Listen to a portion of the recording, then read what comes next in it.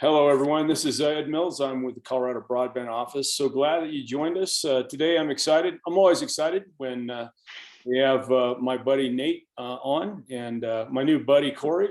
Northwest Colorado Council of Governments and Region 10 are going to present today plans to connect Project THOR and Region 10 broadband networks to serve more communities across Northwest Colorado and the Western Slope. Today, we are going to talk about how this will provide these areas with reliable, affordable, and accessible broadband. And this network is the next step in creating a ubiquitous public middle mile broadband network loop across Western Colorado, increasing the ability for last mile providers to deliver 100 by 20 megabits per second and 100 megabits per second for more of our rural residents, businesses, and community anchor institutions, which sorely needed, especially in our rural communities. Again, as being part of the Colorado Broadband Office, we are here to help you. You can find this webinar as well as other webinars on our website. And so we thank you for joining us today. And I'm going to go ahead and turn it over to my buddy, Nate Wolowitz. And Nate, can you go ahead and get us started? Sure. Thanks, Ed. Good afternoon, everyone. I'm Nate Wolowitz. I'm the Regional Broadband Director with the Northwest Colorado Council of Governments. And we've been doing this program in broadband in our region for the past 10 years. I've been on board moving things along for the last 8, and we've made some extraordinary progress. And that's kind of the overview. Northwest COG kind of got into this business and got into the broadband program because local communities needed support and realized that we not only needed to exchange ideas, but we also needed to solve some of our common problems and also do a knowledge-based exchange so that we all understood what each other knew as we were looking at strategies to try to solve problems in individual communities. This then migrated into Project THOR, which created a regional loop around Northwest Colorado Economic Development Region 10 and Colorado Economic Development Region 11 to bring high quality middle mile broadband to our communities. So we are ready for takeoff, and we are going on this new network initiative, leveraging our experiences and our partnerships that we have today, and moving those forward by applying leadership, continuing to meet and expand our regional and community needs, creating and managing our own destiny, because the reality is in rural Colorado, as we all know, in many communities, most folks aren't doing it for us. We've got to, when it doesn't work, we've got to find ways to help ourselves and keep ourselves dynamic, resilient, and support our economies. And that's what we've done with Project THOR, with the ultimate goal of closing the broadband grant, the gaps in our community. Northwest COG and our broadband initiative, we are truly a collection of regional innovators. Our communities have displayed over time local broadband leadership. We've created a lot of new partnerships that weren't there over the past 8 years. We've increased the speeds and the bandwidth that's available in our communities. And we truly have accomplished connecting more people through this program. Now, I'm kind of preaching to the choir here a little bit, but broadband, as we know, is essential for education, economic development, and public safety. We know that Colorado is underserved and that we need affordable, accessible, reliable, resilient broadband in our rural communities. And we need this to survive and flourish, whether the application is a school, a business, or our very, very robust agricultural economy. Everybody now needs broadband to advance our local economies. And that's part of what our programs and the Project THOR network was designed to do. And certainly we couldn't have done this without having a last mile and a regional middle mile approach. And we accomplished this not only by our own efforts, but through a number of public-private partnerships that we created as we went along the way. We all know these broadband challenges. In our region, our broadband challenges specifically, where we had numerous outages, broadband middle mile outages across the region, it impacted everybody in the community.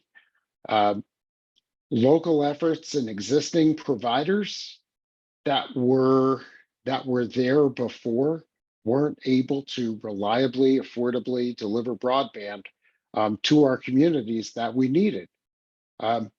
We suffered in our area with non-competitive pricing for broadband services when we compared it to the Front Range. And rural customers' needs, unfortunately, the incumbent providers couldn't meet them, and they're still in some cases not meeting them.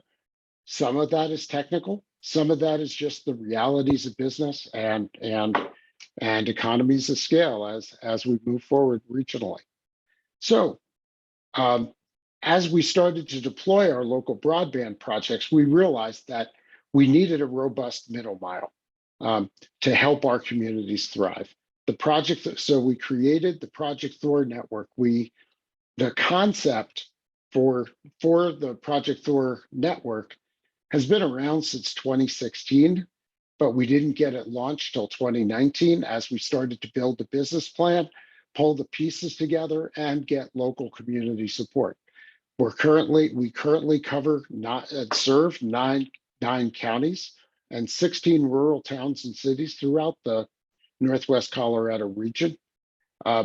We serve local governments, community anchor institutions, and last mile ISPs. Without those last mile ISP partners, in many cases, in communities that don't have their own local broadband, fiber to the home, wireless to the home program initiatives, it's the last mile ISPs that really help us partner to meet the demand and meet the community where they are in their homes and in their businesses. Over the past 3 years that we've been operating, and by the way, next week is officially 3 years since we launched the network, just as the COVID-19 pandemic was starting. Our traffic has increased on our network to from a peak of 5 gigs of traffic going to the internet per day on our busy hour to 28 gigs on our busy hour over the past 3 years. So we've seen extraordinary growth, and it means we're getting more people connected, and it means that folks are actually utilizing the network, which is extraordinary. I talked through the timeline, a couple of highlights here.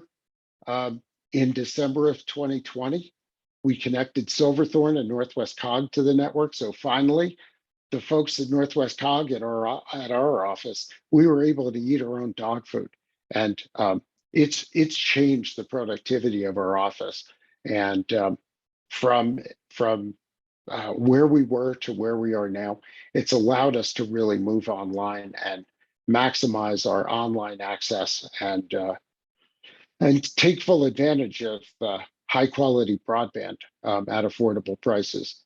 In October of 2021, we added Idaho Springs, and we're currently working with the Roaring Fork Valley, so Pickens County, Aspen, Snowmass Village, Basalt, Eagle County, Carbondale, and City of Glenwood Springs, to build out a fiber network that's going to run up and down the Roaring Fork Valley and bring fiber and services to a lot of smaller communities that currently don't have access to robust broadband services. And we're ready to go. The way our network is architected, we're ready to go, adding additional communities as requests come in. We couldn't. I will say that it may seem kind of obvious, but one of the advantages that we had when we were developing Project THOR is the fact that CDOT owns I-7 fiber along I-70 and along I-25 and some of the other major highways in the state. And we were able to develop a partnership with CDOT, and we were able to lease and light strands at affordable pricing. And that helped us get our main backbone through the network. Other connections are either private fiber or we're contracting with service providers for lit broadband services to close some of the holes in the drains, say out of Breckenridge back to Denver and out of Aspen back to Denver, as examples. So you're probably asking at this point, so, okay, what did you guys fix in 3 years? Well, we now have more access in more places. We broke the lock that national ISPs who, with regard to pricing and services and deployment, are rather inflexible. So, so we were able to break that lock and open and make available broadband to more folks more affordably. The flexibility of our network, the fact that we own and manage our own network, means that we're able to roll with the changes and roll with the changing dynamics that that our communities have had. And we've seen those changes as the COVID-19 pandemic really came into the state in full force. We reduced our bandwidth costs significantly, down to tens of pennies per meg from over $1 a meg. The architecture of the network and the resilience that we've brought in has helped reduce outages in communities. And again, we've been able to provide support for smaller ISPs so that they can more affordably deploy broadband in our community, because isn't that what we're all really looking for? Getting that last mile connection in an affordable, reliable way so the consumers can access the internet, because that brings, you know, I hate to use I'll use the expression, a rising sea raises all boats. Well, we've raised sea level, so all the boats within our communities are coming up. Corey, I'll turn it over to you, and then after Corey, we'll talk about where we're going and how we bring the networks together. Thanks, Nate. Appreciate that. So Region 10 is located on the western side of Colorado. Region 10 consists of 6 counties and 18 communities. We currently have 18 carrier neutral locations. These are small facilities that allow middle mile networks to interconnect with last mile networks and support the local ISPs. 14 of those are online today, and 4 are in various stages of funding and development. We currently own and manage a total of about 600 miles of fiber, and that's a mix of acquired fiber and constructed fiber as well. Several long haul routes have also been constructed by Region 10 and their partners. We also have access to the 14 Meet Me centers within the Project THOR territory. So as we interconnect these networks, it gives us an incredible ability to leverage the development that's occurred in the 2 regions. And then we have a plan to expand throughout Western Colorado. So I'll talk a little bit more about that as we go. Nate, can you advance the slide? Thanks. So it's Region 10, it started with a simple goal to improve broadband. We had deficiencies, areas that weren't covered, ISPs that really couldn't afford or obtain reliable, low-cost service. And Region 10 went out of its way to begin its broadband adventure, really building partnerships. They approached Delta Montrose Electric Association and perfected rights on middle mile fiber and brought that fiber into activation and use. We really focused on partnerships, middle mile services only. We don't provide any last mile services. Occasionally, we'll take in one of our communities directly if they choose to do that, but we typically work through ISPs to provide the support and billing and additional services that an ISP can offer.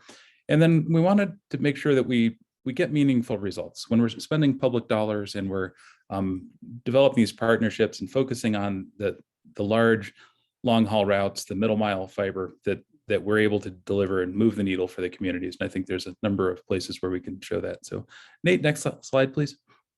All right, so what is the secret sauce? We're sharing the secret sauce here today and want to make sure that you guys can cook it up at home too. So three ingredients that have worked well for us, and it's in a model that's constantly evolving. But the first is to either gain access to the long haul fiber, and here we have an image of fiber coming along I-70 out near Grand Junction, north of Palisade. That's the image on the left of your screen, or construct the long haul fiber. And we've got several locations where we've constructed significant stretches of long haul fiber. So if it's there, we want to buy access to it. If it's not there or we can't access it, we will construct it. From there, we need to build lateral fiber, and that's just a fiber link from the highway into town. And that center image shows fiber that's planned for the town of Palisade, coming off of Interstate 70 down through the town, and it will reach a carrier neutral location. That little CNL, we help with the CNL construction, and a CNL can be either a small prefab building, they're typically about 10 feet wide and 20 feet long, or it can be a remodeled space in a public facility. The important part of the CNL is the N, the neutral part of it. We need to have it be a place where open and available interconnection can occur. It's a low-cost facility for last mile providers, fiber to the home, wireless, mobile, other providers to put their equipment. And it also has racks for middle mile fiber, whether it's Region 10 zone fiber or additional middle mile providers in that community. So the secret sauce, there's an asterisk there. And it refers to the fact that we do help pretty actively with both the funding and the operations. So we help the communities find funding to build the lateral fiber and find funding to build the carrier neutral locations. And then we work actively with the ISPs in those communities. And we do offer a plan for operating those CNLs on the community's behalf. So that is the secret sauce. Nate, can you advance the slide? Next slide. There you go. Okay. So Region 10 is embarked on an expansion strategy, and we've taken what works and stepped on the gas pedal. So the first thing was to expand our partnerships. We really wanted to get up and towards Denver. Some of that planning work had been done already, and we really took that and threw fuel on the fire. We wanted to connect the regions. So we have a lot of active development in the Region THOR area. We had a lot of interest in the AGNC region, and then the Southwest and San Luis Valley regions have become extremely active as well. So we wanted to connect the regions. So we had a kind of a cohesive, larger strategy, something that as these last mile investments were made, those networks would have a middle mile network to connect to and kind of feed them. So we wanted to connect to upstream internet and content sources. So that's really important. A lot of the state's traffic goes back to Denver today, and a lot of the networks are focused on getting to just Denver. However, if Denver catches a cold, we want to be able to get out to Salt Lake City and Albuquerque as well. So the networks are reflexive. They can move traffic around different directions. And then, also importantly, that the content sources, whether it's Google, Microsoft, Amazon Web Services, on and on, the big five, big six internet content providers or ICPs, we wanted to get direct peering with those. So the performance of the networks are significant on the Western Slope and comparable or equitable to what you would see in the Front Range or more metropolitan and suburban areas. We have a partnership with the Front Range Gigapop, and Region 10 is now a member of the Front Range Gigapop. And I think you'll see Project THOR will soon become a member of the Front Range Gigapop. The goal there is to extend the Internet to and advanced educational services to the 4 Western universities.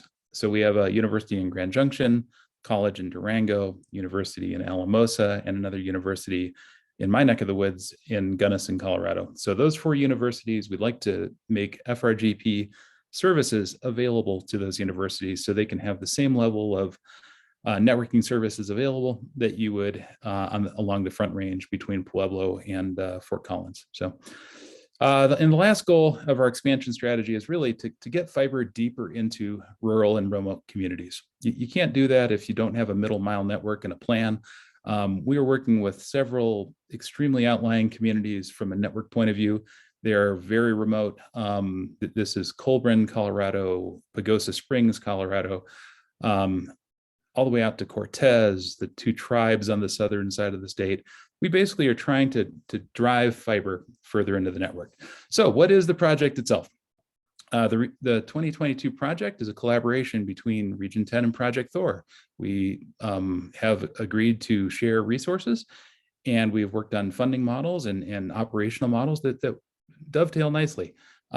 Region 10 has brought in partners from AGNC, basically Garfield and Mesa counties and the surrounding areas there, the Front Range Gigapop.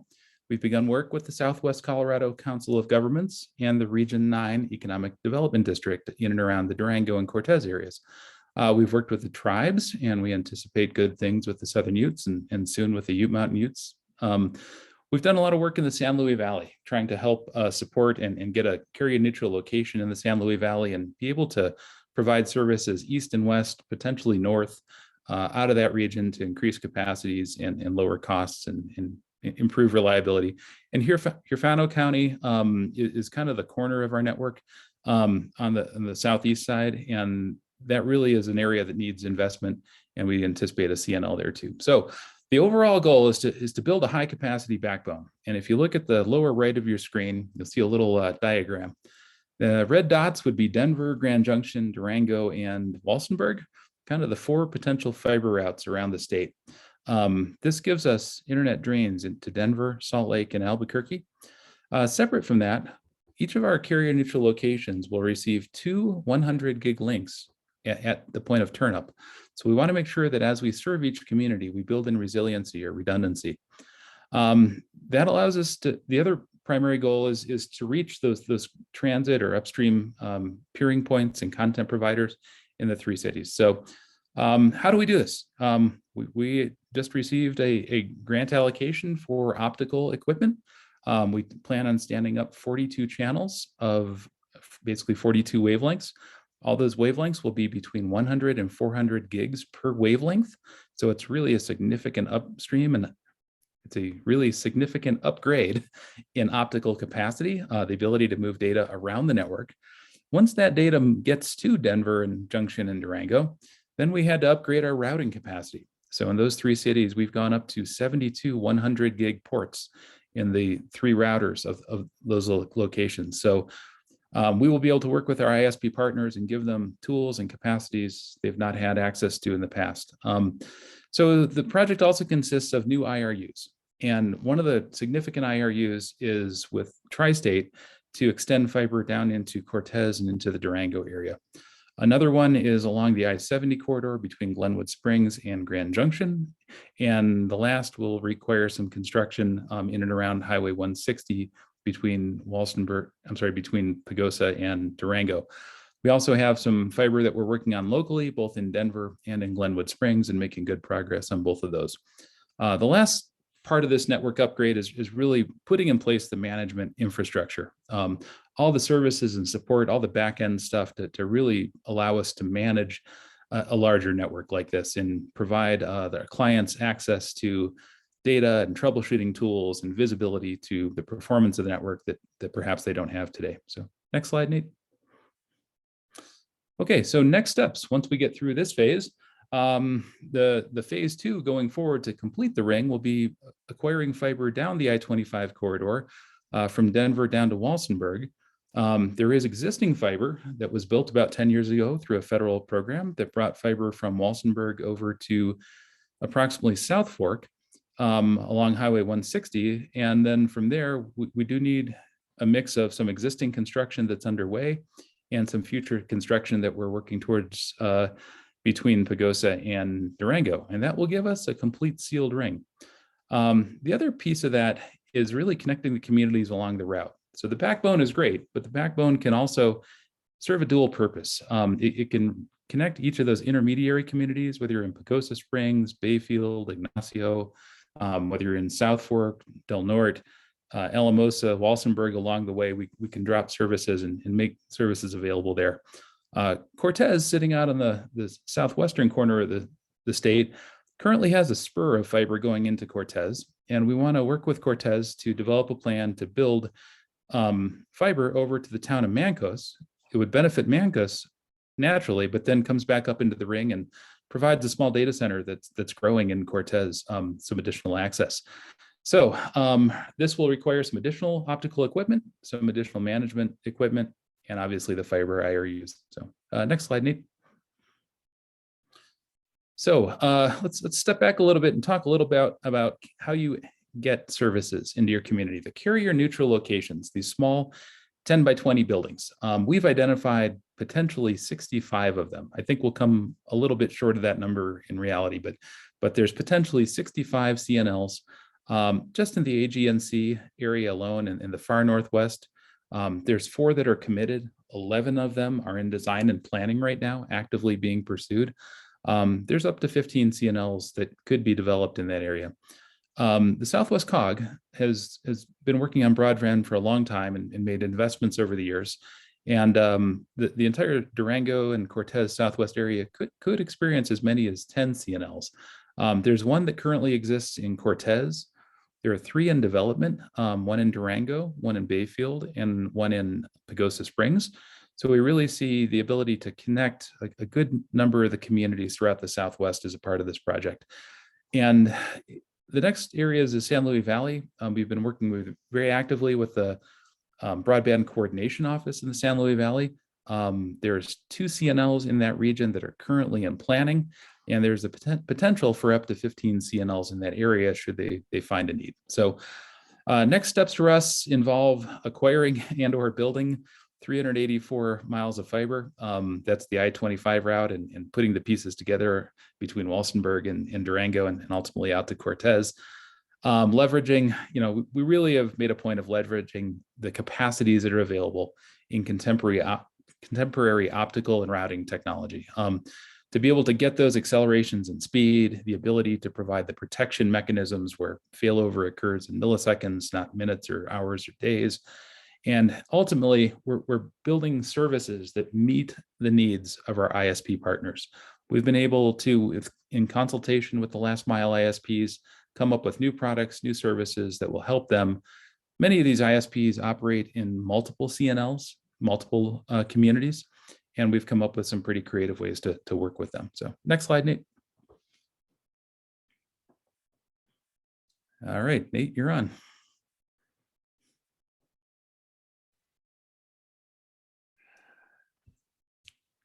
Thanks, Corey. Trying to get my my video back up, but that's all right. You don't need to see me. So where are we going? We are moving forward, integrating Project THOR with the network in Region 10.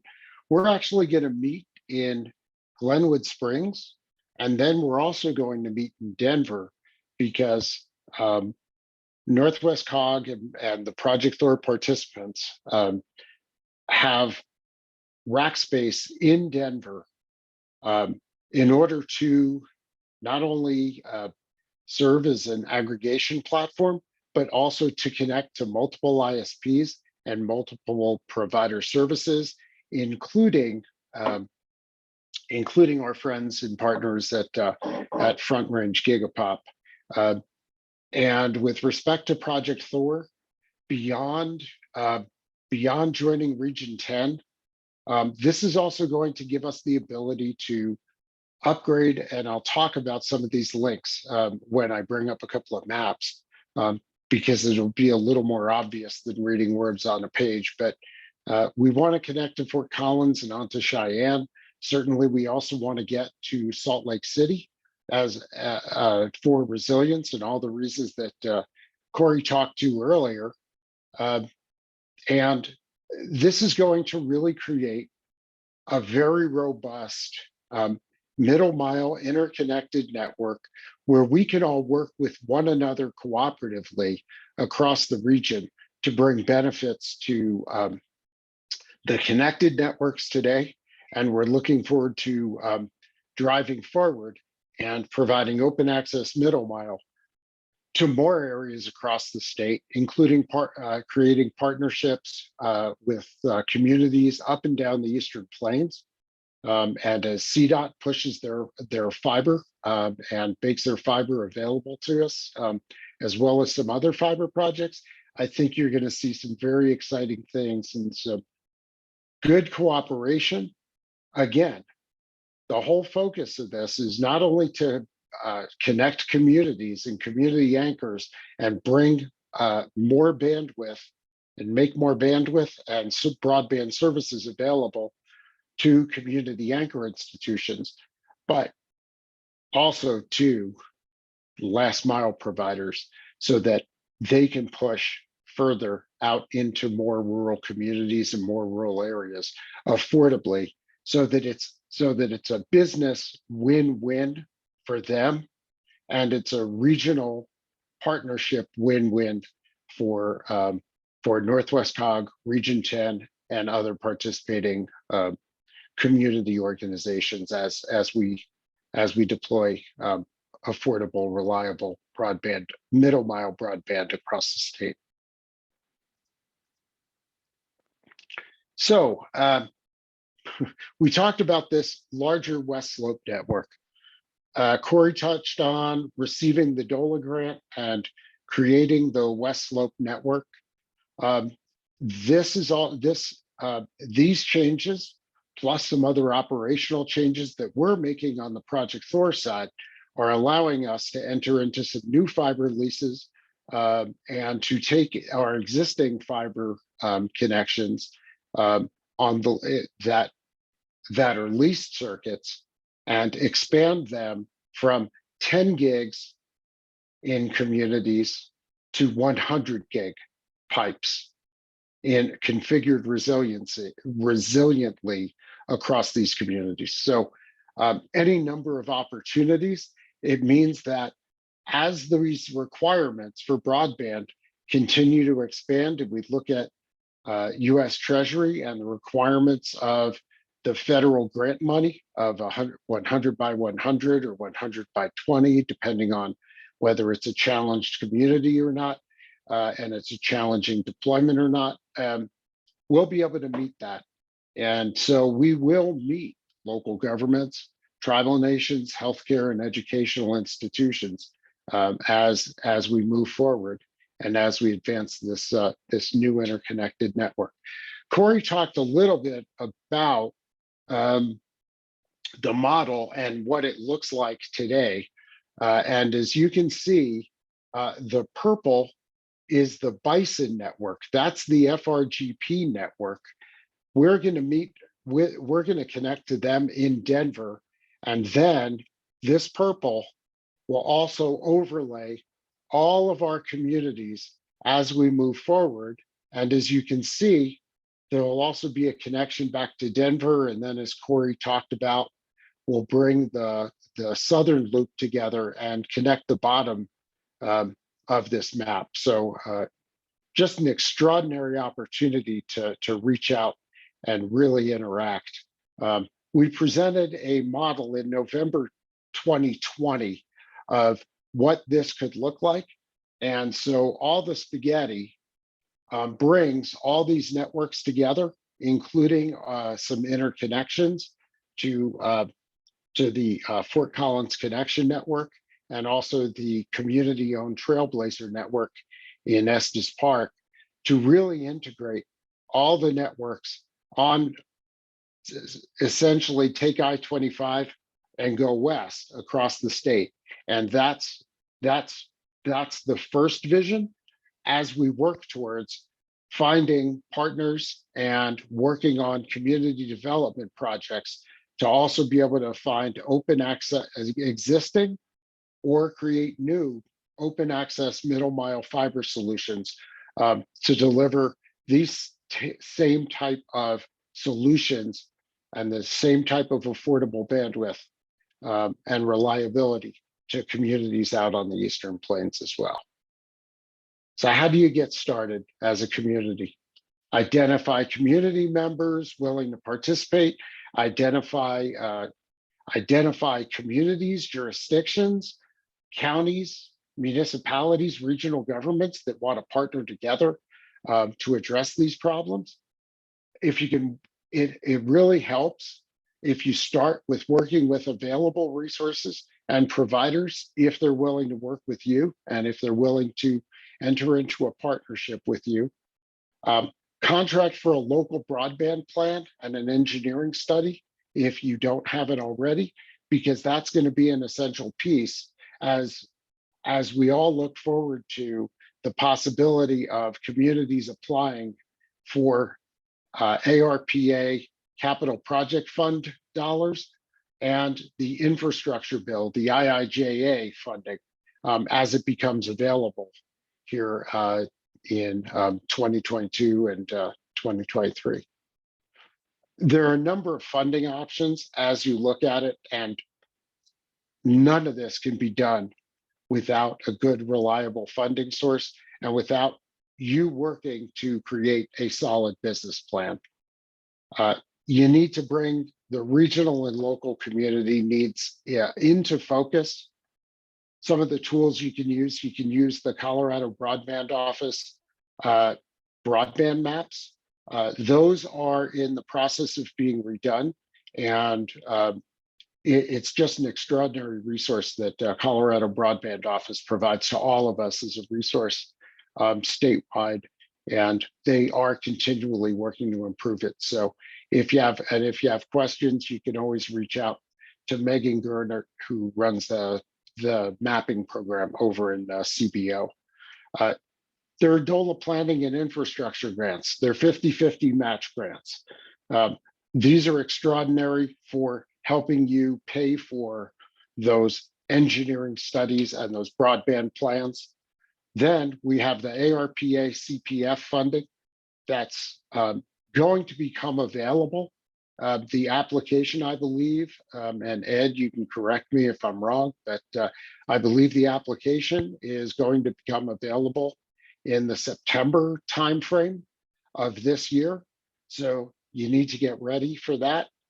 IIJA funding is additional money from Treasury for creating infrastructure.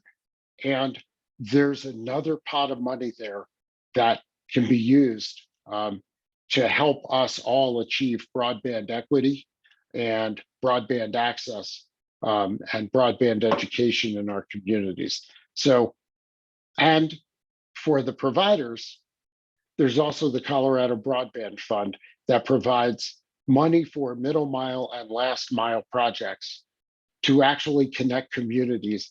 And that is a fund that pays for infrastructure with a provider for delivering last mile services in our communities. Corey, you threw this slide in. Do you want to talk to this?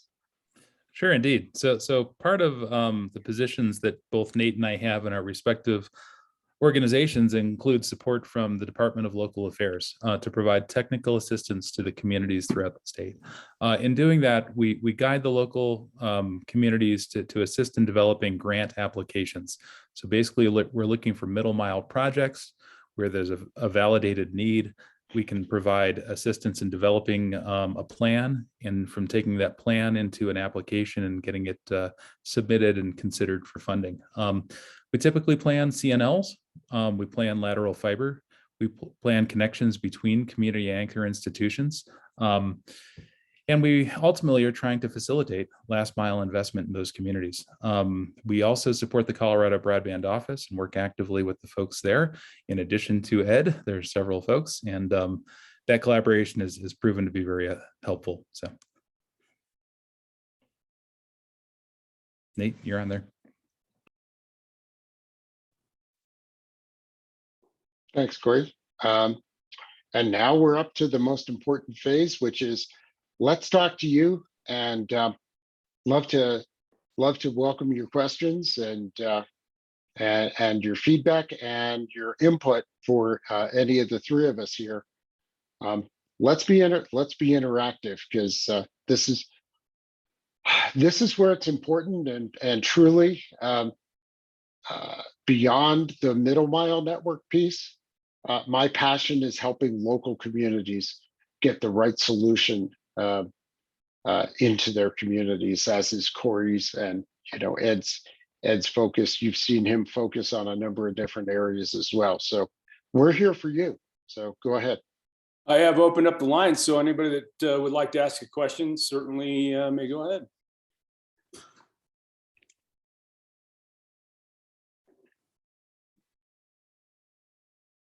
Or wants to tell us something, question or tell us something.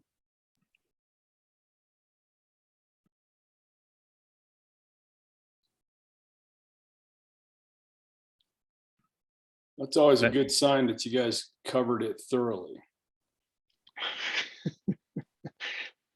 And we also have a number of folks on the call who have also been working on this and looking at these issues as we move forward. So it's really exciting to be very much engaged in this. Corey, I'll ask you a question. What do you find so far, because you've only been in your role since what? It's less than a year. What have you found to be the most challenging piece of your position and coming up to speed in the Region 10 network, taking over from Virgil Turner? Sure.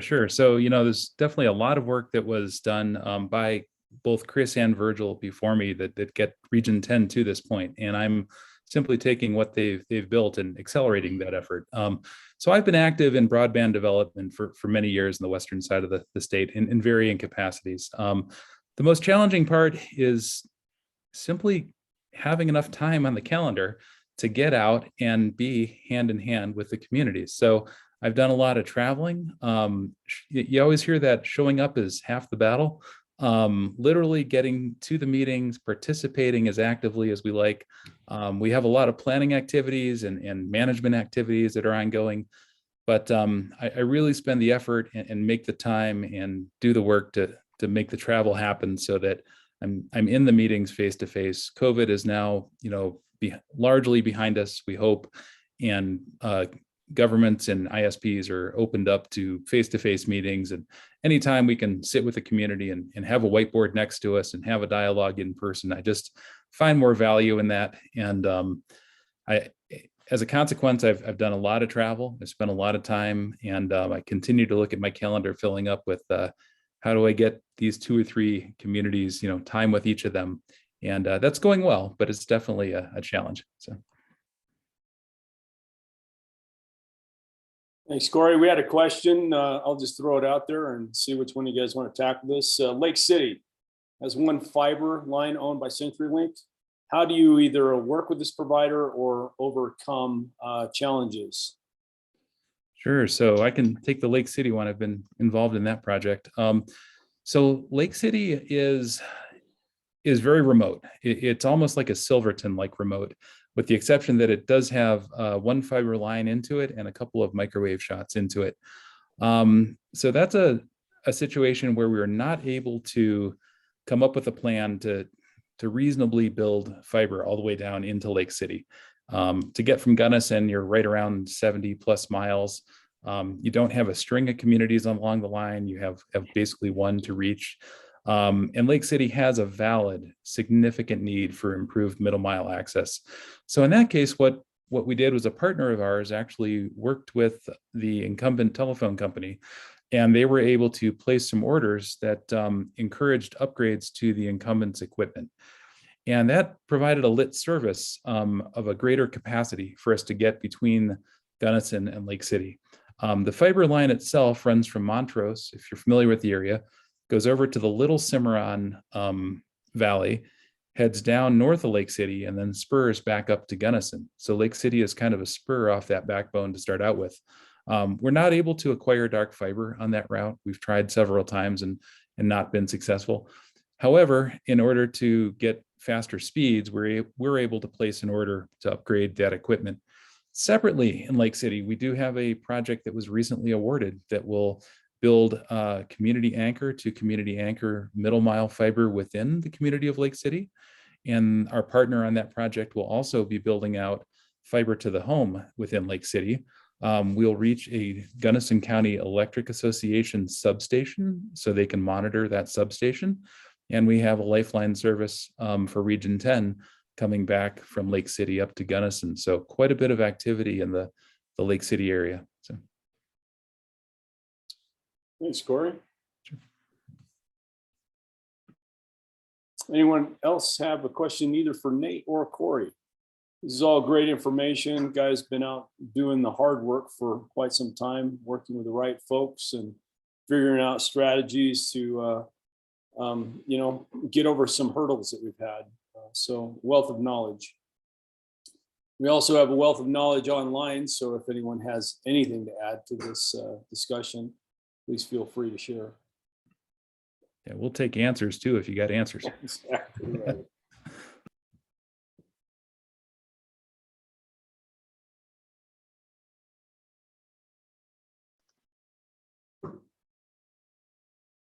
Well, I think you guys did a great job. I think we've pretty much exhausted it for today. I think we'll go ahead and call it good. Just want to let you know that this will be available in a couple of days. We have a wide library of video on demand with sessions just like this. Last year, we've tried to bring folks and put people in front of you that are out there solving issues and solving problems that we have in the state concerning broadband. Please know that my office is always available. If there's anything that you need, any questions you need answered, please do not hesitate to contact me or anyone of the staff of the Colorado Broadband office. We have Lunch and Learn. We have it every month. It usually falls on the 4th Tuesday of every month. Sometimes we have to stick it into the 3rd. But anyway, please join us next month and we'll have another exciting topic for you. Thank you to both Corey and Nate. We really appreciate your time today. Thank you for everyone attending. We know your time is valuable as well. And everyone, just have a great day. Thanks, everyone.